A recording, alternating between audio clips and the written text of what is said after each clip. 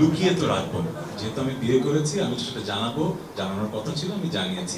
বিয়ের পর অনুভূতি বিয়ে করেছি, আই এম ভেরি হ্যাপি। ওই যে বললাম, সেলিব্রিটি তো আছেন, আর্টিস্ট আছেন, আর সাধারণ মানুষ তো আছেন। আমি তো একজন আর্টিস্ট, একজন সেলিব্রিটি, আর আমি একজন সাধারণ মানুষ।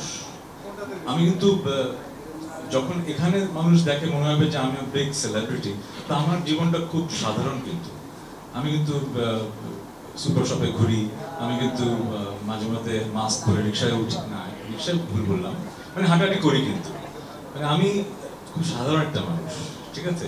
তো আপনার এই প্রশ্নটা কাকে করছেন? সো ভাইয়ের জন্য আসলে এটা তো চমক না, এটা জীবনের একটা অংশ, এটা জীবনের একটা অংশ, আমার পার্সোনাল লাইফের খুবই ইম্পর্টেন্ট অংশ। কিন্তু যেহেতু আমি একজন সেলিব্রিটি তাহসান, মানুষ আমাকে সেই সম্মানটা দেয়, মানুষ আমার কাছে জানতে চায় আমার পার্সোনাল লাইফে কি হয়, আগ্রহটা আছে। আমি লুকিয়ে তো রাখবো না, যেহেতু আমি বিয়ে করেছি আমি সেটা জানাবো, জানানোর কথা ছিল, আমি জানিয়েছি, এতটুকুই। এর বাইরে আসলে সাধারণ তাহসান যে বিয়ে করেছে তার আর কিছু বলার না। ভাই এখন এই বিবাহ বিয়ে করেছেন, বিয়ের পরে যে অনুভূতিটা একটু আমাদের সাথে যে শেয়ার করেন। ভাই দাদা আমাকে বিয়ে করবে।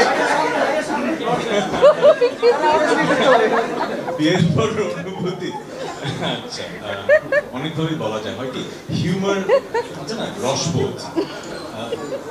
আমাদের দেশের হিউমারের অ্যাকসেপ্টেন্সের ক্যাপাসিটি কিন্তু এক এক রকম। যেমন সব অনেক দেশে কিন্তু স্ট্যান্ড আপ কমেডি ব্যাপারটা খুব বড়, আমাদের দেশের ইন্ডাস্ট্রি তো বড় না, কারণ আমাদের দেশের রসবোধটা একটু ডিফারেন্ট। আমরা সব কিছুতে রসবোধটা আনতে পারি না, আবার সবার কাছে ঠিকভাবে পৌঁছায় না। এই জন্য এই প্রশ্নের উত্তরটা যেভাবে দিলে আমার মজা লাগতো সেভাবে হয়তো আমি দিতে পারছি না। কারণ আমার যেটা মনে হয় যে আমরা একটু আমাদের জাতিগতভাবে একটু বেশি জাজমেন্টাল, সবকিছুতে চুলচেরা বিশ্লেষণ করি। আর আমরা যারা একটু পরিচিত হয়ে যাই, আমরা সবসময় মনে হয় একটা স্পটলাইটের নিচে জাজ হচ্ছে। এই জন্য হয়তো এই প্রশ্নের মানে যেরকম উত্তর মজা করে দিতে চাই দিতে পারছি না, বাট অনুভূতিটা খুবই অসাধারণ। It's a blessing. একটা কোশ্চেন ছিল যে বিয়ের পর আসলে বিভিন্ন ধরনের মানে প্রশ্ন সামনে আসছে, এই বিষয়টা আপনি কি বলবেন?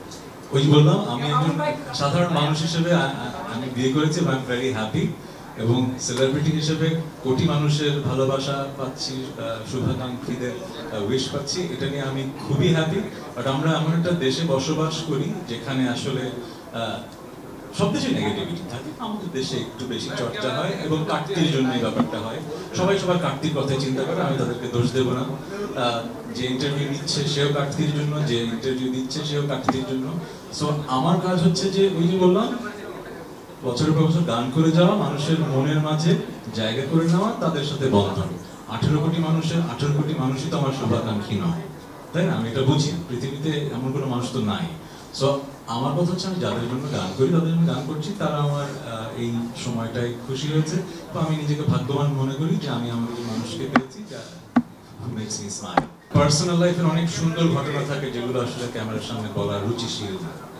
সো আমি কেন তার প্রেমে পড়েছি, কেন তাকে ভালোবাসি, সেটা আমাদের খুব পার্সোনাল ব্যাপার।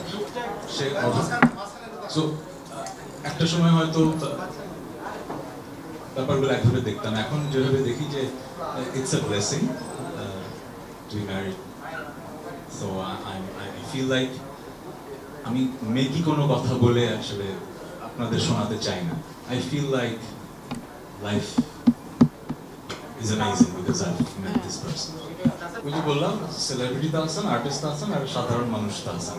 আমি পুরো ব্যাপারটাই আসলে একজন সাধারণ মানুষ, সে তার জীবন সঙ্গী খুঁজে পেয়েছে, বিয়ে করেছে। এর বেশি আমি কথা বলে পুরোটা মানে এটাকে একটা ন্যাশনাল ইস্যু আর বানাতে চাই না। আমার ভক্তদের জানানোর দরকার ছিল, আমি বিয়ে করেছি, জানিয়েছি, এতটুকু।